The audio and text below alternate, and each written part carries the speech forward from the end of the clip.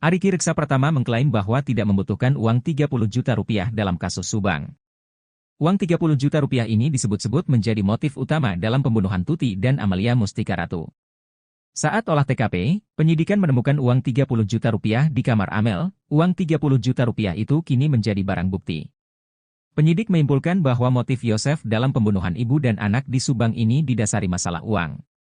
Sementara itu Arigi klaim bahwa telah memenuhi kebutuhan ekonomi keluarga Mimin dari hasil bekerja di konter. Bahkan ia juga mengklaim bisa membeli motor dari hasil bekerja. Tersangka kasus Subang ini mengaku membantu semua kebutuhan ekonomi Mimin Mintarsih. Bahkan dikatakan Arigi, Yosef sering meminta kuota padanya.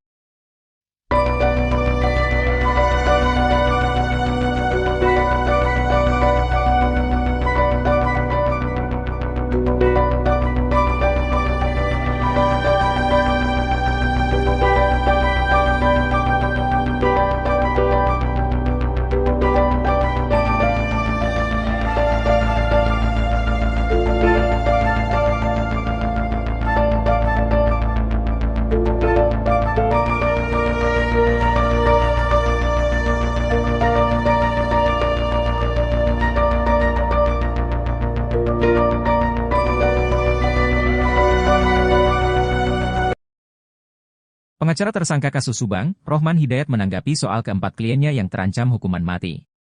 Diketahui Yosef Hidayat, Mimin, Arigi, dan Abi terlibat dalam kasus pembunuhan yang menewaskan Tuti dan Amalia pada 18 Agustus 2021 lalu.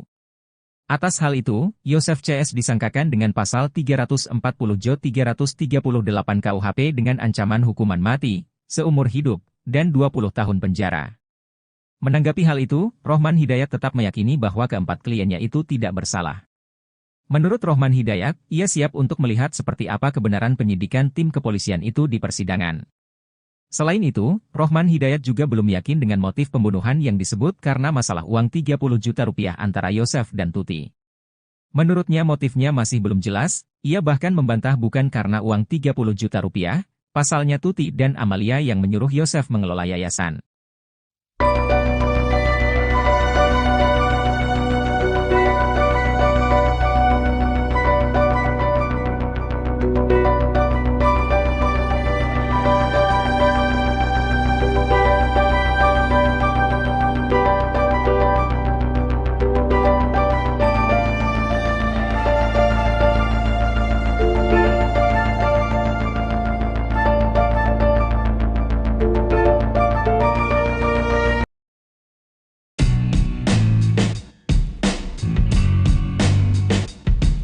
Yosef Hidayat tampak hadir dalam rilis pengungkapan kasus pembunuhan Tuti dan Amalia di Subang di Polda Jabar.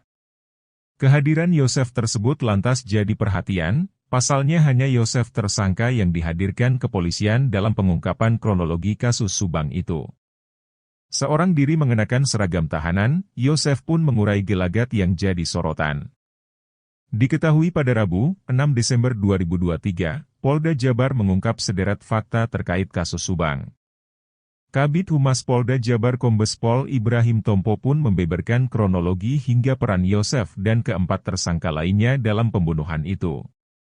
Dalam uraiannya, Kombes Pol Ibrahim Tompo menyebut bahwa Yosef adalah eksekutor utama yang menghabisi nyawa anak dan istrinya. Terkait pasal yang menjerat para tersangka, polisi tegas menjerat kelimanya dengan pasal pembunuhan berencana. Sedangkan untuk motif, penyidik menyinggung soal permasalahan uang. Diduga alasan Yosef membunuh istri dan anaknya karena kecewa diberikan jatah uang sedikit. Penyampaian selama setengah jam yang diurai pihak kepolisian tampak disimak oleh Yosef. Dengan tangan diborgol, Yosef seksama mendengarkan uraian penyidik. Namun selama penjelasan polisi tersebut, raut wajah Yosef tampak berubah-ubah. Yosef juga terlihat mengangguk-angguk saat polisi menjelaskan soal pasal pembunuhan berencana, motif pembunuhan, hingga perannya dalam kasus Subang. Yosef terancam hukuman mati, motif kasus Subang karangan Danu, Rohman Hidayat, kuasa hukum Yosef, Mimin, Arigi, dan Abi, menyebut motif dalam kasus Subang hanya karangan Emram Danu alias Danu. Yosef, Mimin, Arigi, dan Abi, serta Danu, merupakan tersangka dalam kasus pembunuhan ibu dan anak di Kabupaten Subang. Dalam perkara itu, Polda Jabar menyebut motif mereka menghabisi nyawa Tuti Suhartini, 55, dan anaknya, Amalia Mustika Ratu, 23, adalah masalah duit yayasan 30 juta rupiah yang dikelola korban. Bahwa motif itu belum jelas dan itu keterangan Danu saja. Polda Jabar itu mencocokkan motif dengan karangan Danu, ujar Rohman, Kamis, tanggal 7 Desember tahun 2023. Menurutnya, duit di lokasi kejadian 30 juta rupiah yang dijadikan barang bukti saat ini masih disita polisi. Duit tersebut pun, kata dia, diduga menjadi pemicu terjadinya pembunuhan. Kalau bicara soal uang, justru yang menyuruh Tuti dan Amalia mengelola uang itu, yayasan. Pak Yosep, katanya, terkait pasal hukuman mati yang disangkakan kepada kliennya, Rohman pun tetap pada keyakinan bahwa Yosep dan kawan-kawan tidak terlibat dalam kasus Subang. Pada prinsipnya, kalau dari pihak kami punya keyakinan bahwa Pak Yosep, Mimin, Arikhi dan Abi itu tidak terlibat.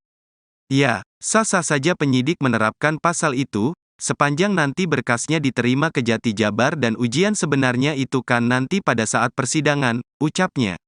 Sebelumnya, Polda Jabar menjerat para tersangka di kasus Subang dengan pasal 340, Junto pasal 338 Junto 55, dan 56 KUHP. Ancaman dari pasal tersebut paling ringan 20 tahun penjara dan paling berat adalah hukuman mati. Uang 30 juta rupiah disebut-sebut menjadi motif utama dalam pembunuhan Tuti dan Amalia Mustika Ratu. Arikhi Reksa Pratama pun klaim bahwa tidak membutuhkan uang 30 juta rupiah dalam kasus Subang. Soal klaim ini pengacara Danu, Ahmad Taufan semakin meyakini bahwa motif pembunuhan Tuti dan Amel memang didasari masalah uang. Pasalnya, Tuti dan Amel yang menguasai yayasan semasa hidup, sedangkan Yosef dijatah dan pastinya saat itu perekonomian Mimin CS sulit. Ketika Yosef sudah ditangkap, Ahmad Taufan curiga tentang kondisi ekonomi Mimin. Pasalnya Yosef beberapa kali cairkan dana bos dari Yayasan Bina Prestasi Nasional. Ahmad Taufan juga curiga sebenarnya uang 30 juta rupiah merupakan bagian dari skenario Yosef dalam kasus pembunuhan ibu dan anak di Subang. Hal tersebut berkaitan soal uang 30 juta rupiah yang tak diambil Yosef. Menurut Ahmad, ia sengaja meninggalkan jejak agar menyulitkan polisi dalam mencari motif.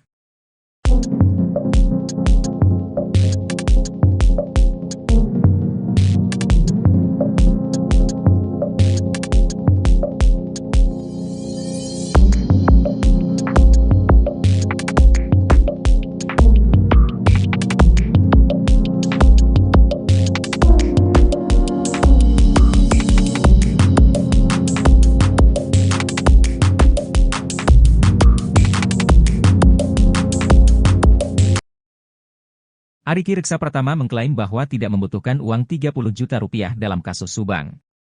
Uang 30 juta rupiah ini disebut-sebut menjadi motif utama dalam pembunuhan Tuti dan Amalia Mustika Ratu. Saat olah TKP, penyidikan menemukan uang 30 juta rupiah di kamar Amel. Uang 30 juta rupiah itu kini menjadi barang bukti. Penyidik menyimpulkan bahwa motif Yosef dalam pembunuhan ibu dan anak di Subang ini didasari masalah uang. Sementara itu Arikhi klaim bahwa telah memenuhi kebutuhan ekonomi keluarga Mimin dari hasil bekerja di konter. Bahkan ia juga mengklaim bisa membeli motor dari hasil bekerja. Tersangka kasus Subang ini mengaku membantu semua kebutuhan ekonomi Mimin Mintarsih. Bahkan dikatakan Arikhi, Yosef sering meminta kuota padanya.